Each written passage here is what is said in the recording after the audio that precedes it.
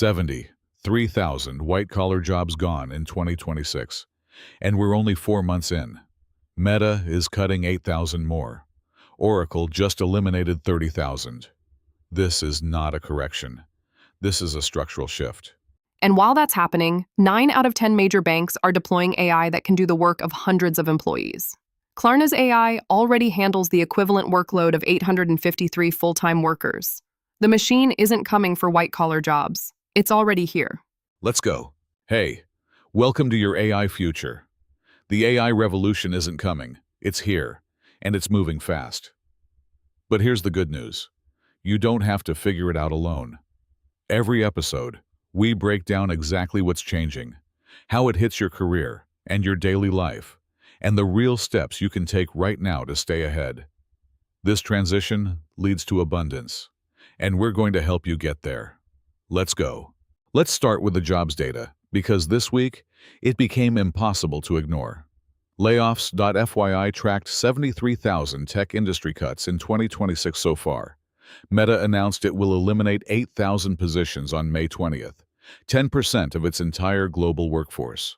Oracle cut 30,000 people, 20% of headcount. Snap, 16%. Atlassian, 1,600 jobs. And it's not just tech. The Bureau of Labor Statistics shows white-collar payrolls have contracted for nearly 30 consecutive months, more than 2 years of sustained decline. Financial activities employment fell 15,000 in March alone.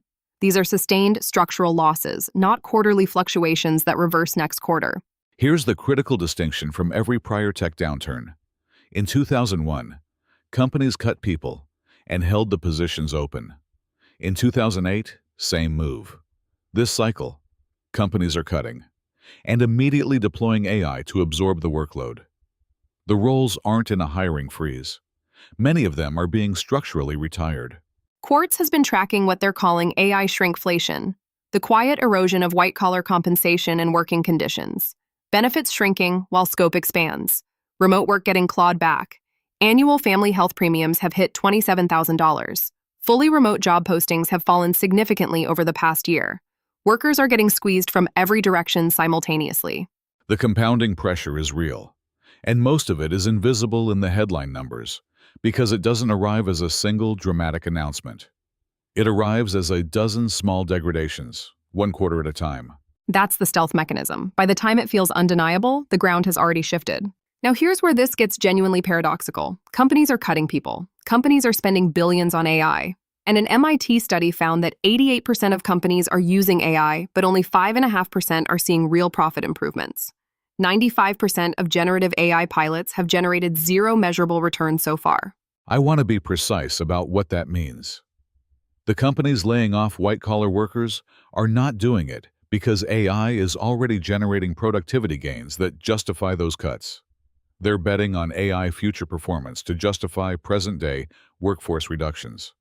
They're cutting now, expecting AI to deliver later.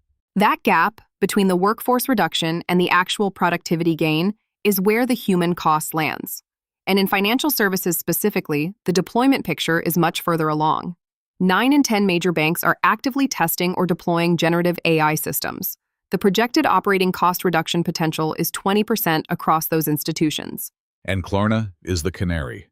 Their AI assistant handles the documented workload equivalent of 853 full-time employees. Klarna is not shy about this. They use it as a benchmark when discussing headcount strategy publicly. When a fintech that size is explicit about AI replacing FTEs by name, that's a signal the rest of the sector is watching. For anyone in financial services, insurance, or knowledge-intensive business services, this is not a 2-year outlook scenario. The deployment is live. The workforce decisions are being made around it right now. And the MIT data is actually instructive for individuals watching this. If 95% of generative AI pilots are generating 0 return, what separates the 5%? Implementation quality, change management, workflow integration. Those are human skills. Those are skills you can build right now. With agentic AI accelerating this fast, someone has to be asking the governance question. Who controls these systems when they go wrong? This week, Microsoft answered that with the Agent Governance Toolkit. Open source, MIT licensed, built specifically for organizations running autonomous AI agents at scale. This matters enormously for anyone in enterprise IT, compliance, or risk management. The toolkit has 3 core components. Agent OS handles runtime security for the agents themselves. Agent Mesh uses decentralized identity, DIDs, to verify and authenticate individual agents across networks.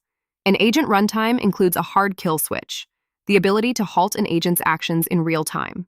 Stop right there. A kill switch for AI agents is now a production-grade enterprise feature, not a theoretical safety concept from an AI safety lab white paper, a shipping, open-source product from Microsoft. And the toolkit is built against the OWASP Agentic AI Top 10, a framework cataloging the 10 most critical security risks in autonomous systems. Prompt injection attacks, unauthorized action chains, identity spoofing across agent meshes. These are real documented attack vectors. Microsoft is essentially open sourcing the defense layer. The message for enterprise professionals is straightforward. If your organization is running AI agents without a governance layer, you're carrying unpriced risk. This toolkit dramatically lowers the barrier to fixing that. The infrastructure is free. The implementation work is on you. And there's a larger signal here too. Microsoft building and releasing this isn't altruism. It's a recognition that agentic AI governance is now a competitive differentiator in the enterprise market.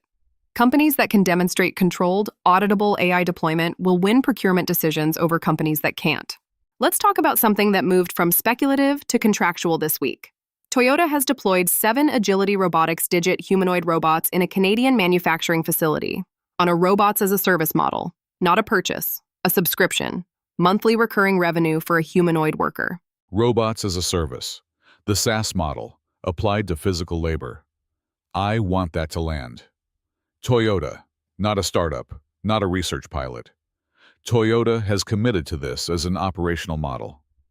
When a manufacturer at Toyota's scale and operational discipline adopts something, it stops being a trend and becomes infrastructure. And then Apptronik closed a $520 million Series B with Google and Mercedes-Benz as lead investors for their Apollo humanoid robot. $520 million from 2 of the most operationally demanding companies on the planet. That is not a technology bet. That is a workforce strategy bet.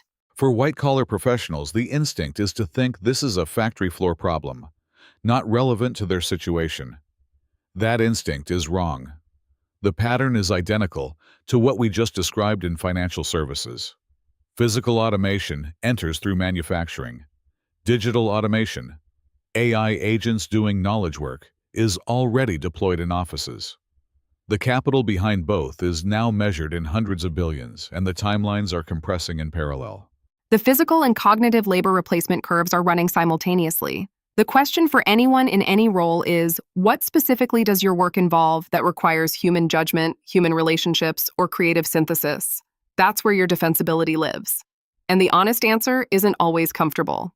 Here's how this week lands. 73,000 jobs cut. More than 2 years of white-collar payroll contraction. MIT confirms 95% of generative AI pilots are generating zero return, which means companies are cutting people now and betting on AI to justify it later. That gap is where the pain is real. Financial services is the clearest preview of what's coming across all white-collar sectors. 9 in 10 banks deploying AI. 20% operating cost reduction targets. Klarna's 853 FTE equivalents replaced by one AI system is already being used as a planning benchmark by other institutions. Microsoft open-sourced the governance infrastructure this week. Toyota put humanoid robots on subscription contracts. Apptronik raised $500 million with Google and Mercedes behind it. The build-out is not slowing down. It's accelerating and institutionalizing. Your AI future exists for exactly this moment.